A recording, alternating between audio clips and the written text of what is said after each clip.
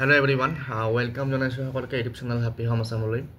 আজিৰ এই ভিডিঅ'টিত আমি চাম পোষ্ট গ্ৰেজুৱেট টিচাৰৰ ৰিক্ৰুটমেণ্টৰ যি সেকেন্ড কাট অফ লিষ্ট হেয়া আহিবনে নাই আৰু যদি আহে কি কি কাৰণত আহিব পাৰে। যেহেতু আমাৰ গ্ৰেজুৱেট টিচাৰৰ সেকেন্ড কাট অফ লিষ্ট আহিলে কিন্তু পিজিটিৰ সেকেন্ড কাট অফ লিষ্ট আহিব বুলি শুনিছো যদিও এতিয়ালৈকে কোনো আপডেট নাই।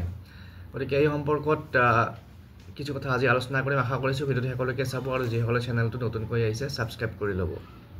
তো ইতিমধ্যে আপোনালোকে গম পায় যে আমাৰ এবাৰ জিটি পিজিটি ৰিক্ৰুটমেণ্ট চলি আছে। তাতে আমাৰ গভৰ্ণমেণ্ট স্কুলবিলাকৰ কাৰণে টোটেল 102টা পিজিটি ভেকেঞ্চি এডভাৰটাইজ হৈছে বিভিন্ন ছাবজেক্টৰ।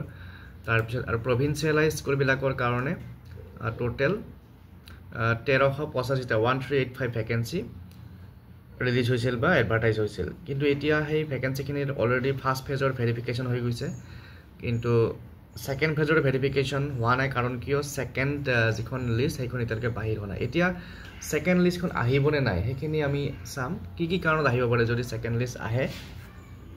তো আপোনালোকে জানে পিজিটি সেকেন্ড লিষ্ট যদি আমি চাবলৈ যাওঁ, ইয়াতে এটা কাৰণত আহিব পাৰে সাবজেক্ট অভাৰলেপিং। কাৰণ আপোনালোকে জানে যে আছামিজ বা এডভান্স আছামিজ দুইটাৰে ক্ৰাইটেৰিয়া একে, আৰু কিছুমানে যদি আছামিজত সিলেকশ্যন পাইছে বা কিছুমানে যদি আছামিজ আৰু এডভান্স আছামিজ দুটাতে সিলেকশ্যন পাইছে, তেতিয়াহ'লে তেওঁলোকে এটাত বাদ দিব লাগিব। ঠিক তেনেকৈ বেংগলীৰ ক্ষেত্ৰতো যদি কোনোবাই বেংগলীত সিলেকশ্যন পাইছে, আকৌ এডভান্স বেংগলীতো ভেকেঞ্চি আছে, 18টা ভেকেঞ্চি এডভান্স বেংগলীতো আছিল। তো যিখিনিয়ে বেংগলী সিলেকশ্যন পাইছে আকৌ এডভান্স বেংগলীতো কোৱালিফাইড হৈছে, তেওঁলোকে এটা ছাবজেক্ট বাদ দিব লাগিব। আৰু এই ক্ষেত্ৰত কোনোবা এটা ছাবজেক্টত হয় এডভান্স বেংগলী নহ'লে বেংগলী, তাৰে কিছুমান পোষ্ট ভেকেণ্ট থাকিব বা ভেকেণ্ট থকাৰ চান্সেছ আছে। তো এইটো এটা কাৰণত পিজিটি সেকেন্ড লিষ্ট আহিবৰ কাৰণে ভেকেঞ্চি নিশ্চয় থাকিব। তাৰপিছত আৰু এটা আমাৰ সেকেন্ড লিষ্ট হোৱাৰ এটা পইণ্ট আছে যে BTR পিজিটি ৰিক্ৰুটমেণ্ট। আপোনালোকে জানে যে ৰিচেণ্টলি যিটো আমাৰ BTR এডুকেশ্যন ডিপাৰ্টমেণ্ট আছে, তেওঁলোকৰ তাতো BTR ডিষ্ট্ৰিক্ট এখনত পোষ্ট গ্ৰেজুৱেট টিচাৰৰ এপইণ্টমেণ্ট হৈছে। কি কি ছাবজেক্টৰ এপইণ্টমেণ্ট হৈছে আমি এবাৰ চাই লওঁ। তো এইখন BTRৰ এপইণ্টমেণ্টৰ কেণ্ডিডেটৰ লিষ্ট। তো ইয়াতে আপোনালোকে যদি চাই, ইয়াতে পাব আপোনালোকে আছামিছৰ এপইণ্টমেণ্ট হৈছে, এন্থ্ৰপলজি হৈছে, তাৰপিছত এইফালে বেংগলীয় হৈছে 3টা ভেকেঞ্চি বেংগলীৰ, বড়ো হৈছে, বটানী, ইকনমিক্স, ইংলিছ, মেথমেটিক্স।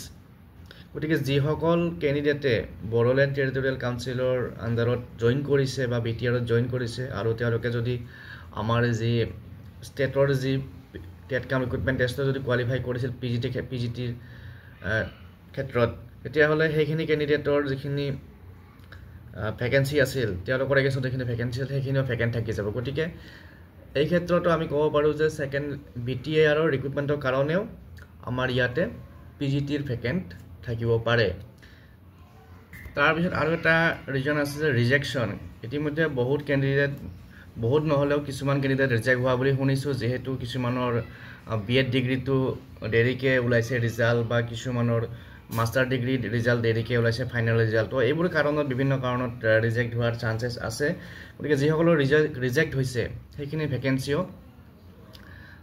ৰৈ যোৱাৰ সম্ভাৱনা আছে। গতিকে আমাৰ পোষ্ট গ্ৰেজুৱেট টিচাৰৰ কাৰণে যিসকল কেণ্ডিডেট এতিয়ালৈকে সিলেকশ্যন পোৱা নাই, তেওঁলোকৰ কাৰণে এটা অপৰচুনিটি বা সুযোগ এটা আহিব।